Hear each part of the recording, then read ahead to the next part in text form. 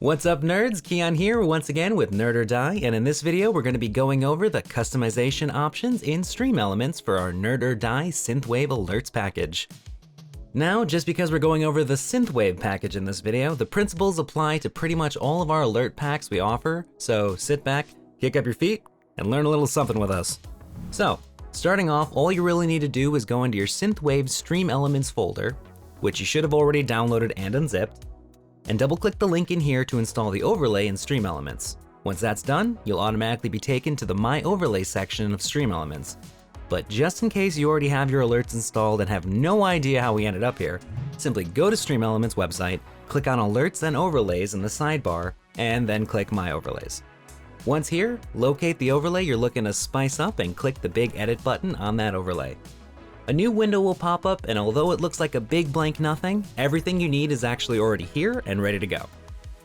At the bottom of the screen, you'll see a bar with a few options on it. The first one on the left is a little bell icon with the word Emulate under it. If you click on that bell, you'll see a list of all the different alerts you can run tests on inside the StreamElements edit screen. But we want to see this running in OBS Studio as well, so in the top right corner, click the chain link, which will copy the URL for your selected overlay to your clipboard. Then head on over to OBS Studio and add a browser source, put this URL in the URL box, press OK, and now you're ready to hit Emulate. It should pop up in both the OBS Studio canvas and the StreamElements window. If you just want to test how an alert looks without it coming up on your OBS feed, there is an option in the Emulate menu here to not preview it live on stream. Simply uncheck this box, and your test alerts will only show up in the StreamElements editor. So, in your OBS Studio preview, when you click Emulate, you might notice something strange. Your alert doesn't fully appear. Well, fear not, that's mostly expected as we haven't set up parameters for the browser source just yet. Go to your browser source we just made, and adjust the width and height here, giving us more room for the full alert.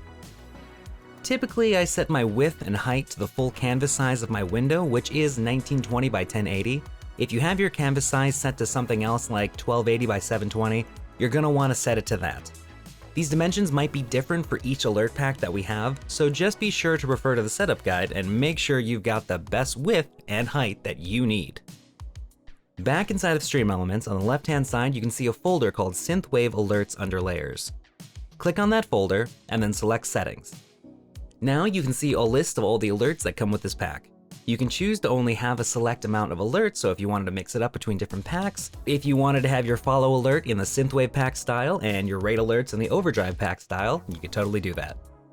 Hit the cogwheel on the Tips alert, and here we can see all the attributes we can change, such as volume, alert message, minimum amount for alert to be triggered, and so on. But for now, we're going to take a look at how we can change up the graphics on the alert using other options from the Synthwave assets.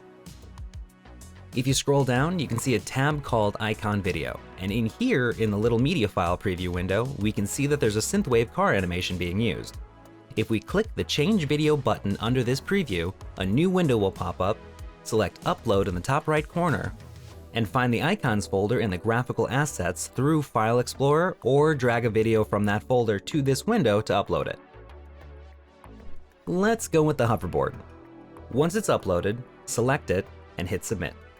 Now, when we hit Emulate and test the tip event, we'll see the video has changed to a hoverboard. You can do the same thing for the background video, so play around with that and see what combinations you can come up with.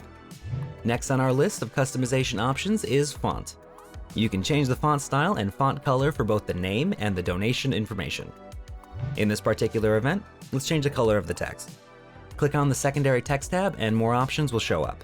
You can see the top and bottom gradient color. There's the drop shadow options, which you can set to dark or bright depending on how you're feeling, and there's even a glow option, which you can turn on or off if you choose so. It's 100% up to you. If we run another test now, we can see how the font looks after these changes. But what if we want to change the font type? We can do that here as well. Just select your desired font style and then run another test to see how it all looks. Again, don't forget these options you see in these tabs may differ from each event and each pack.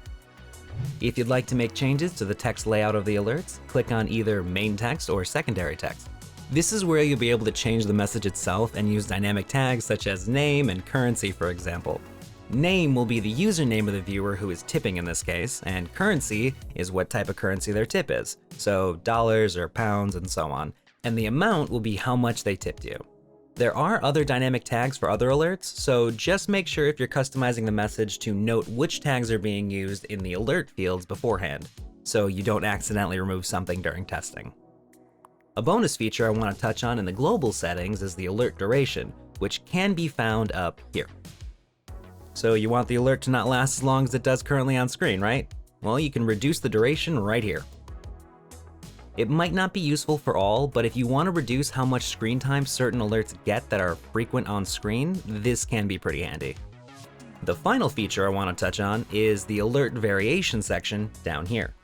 This lets you queue the same type of tip event, but lets you customize it differently if you want. So say you wanted a special alert for when someone donates $100 or more, you could add a new variation. Just pick a variation name from the list, which lets you see all available alert events from the Synthwave pack. We're gonna pick the tip alerts and rename this tip $100 plus. And now you can change anything you want about this. Make it similar to your usual tip event or totally different. Completely up to you.